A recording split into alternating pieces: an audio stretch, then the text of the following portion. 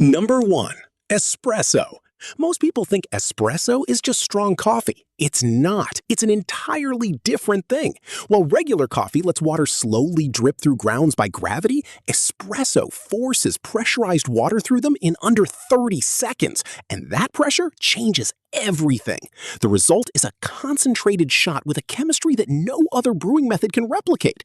That golden foam on top, the crema, isn't just decoration. It holds the most volatile aromas of the entire drink, and it disappears within minutes. Which means if you're not drinking your espresso fast, you're already missing half of it. Number 2. Cappuccino. There's a rule in Italy that most people outside the country have no idea exists, and if you break it, locals will genuinely judge you for it. Cappuccino is a morning-only drink, not because of tradition for the sake of tradition, but because Italians genuinely believe the high milk content interferes with digestion later in the day. Order one afternoon in a local cafe in Rome or Milan, and the barista might serve it without saying a word, but the look on their face will say everything. Beyond the cultural rules, a cappuccino is 3 equal layers: espresso, steamed milk, and thick foam.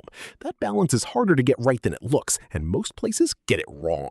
Number 3. Cold brew. What if the thing making your coffee bitter and harsh wasn't the coffee itself, but simply the heat you use to make it?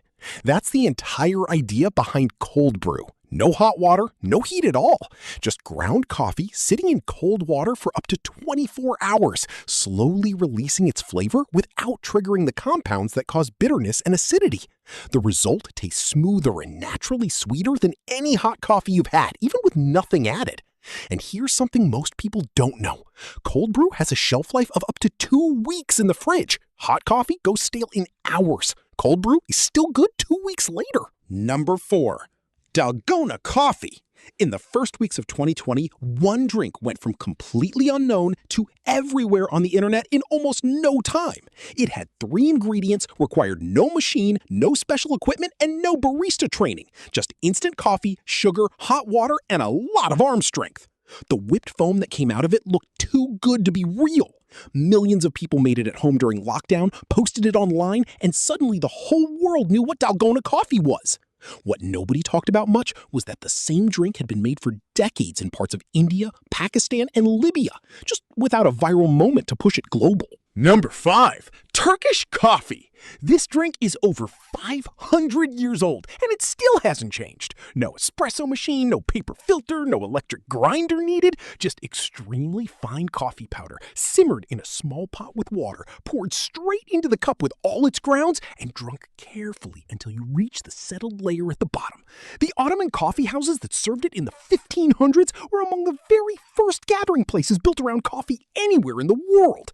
And when you finish your cup, the tradition doesn't end there. You flip the cup upside down, let the grounds dry, and someone reads your fortune from the patterns left behind. A 500-year-old ritual still alive in kitchens and cafes today. Number 6. Arabic coffee. This is the only coffee on this list that was recognized by UNESCO as cultural heritage, and there's a reason for that. Arabic coffee, kahwa, isn't just a drink. It's a ritual of hospitality that carries centuries of meaning. The beans are lightly roasted and brewed with cardamom, sometimes saffron, sometimes cloves, giving it a flavor unlike anything in a typical cafe menu. It's served from a traditional pot called a dalla, poured into small, handleless cups and handed personally by the host to each guest. Even the way you signal you've had enough has its own language, a slight shake of the empty cup.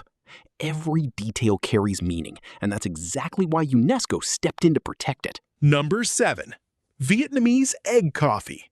In 1946, a bartender in Hanoi ran out of milk in the middle of a war and had to figure something out fast. What he came up with accidentally became one of the most unique coffee drinks in the world.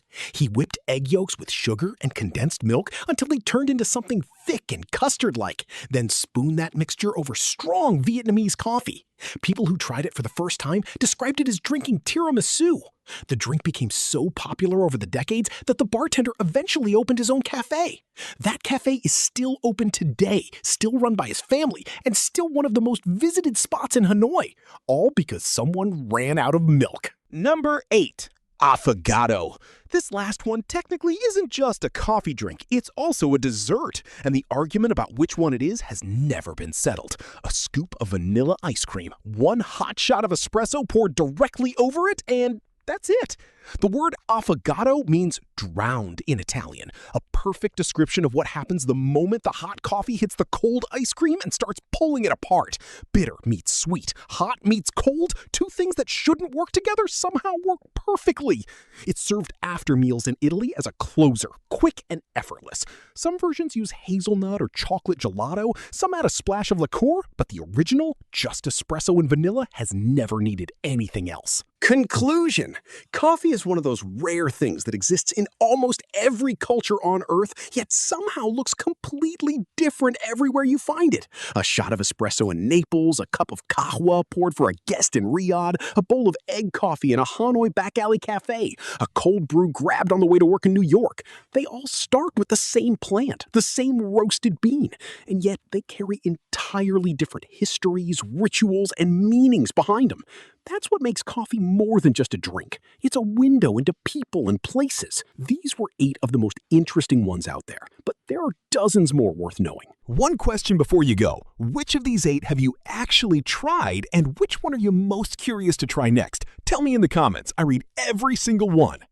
If you learned something new today, drop a like. It genuinely helps more people find this content. And if you haven't subscribed yet, now's a good time, because this is exactly the kind of thing we cover here.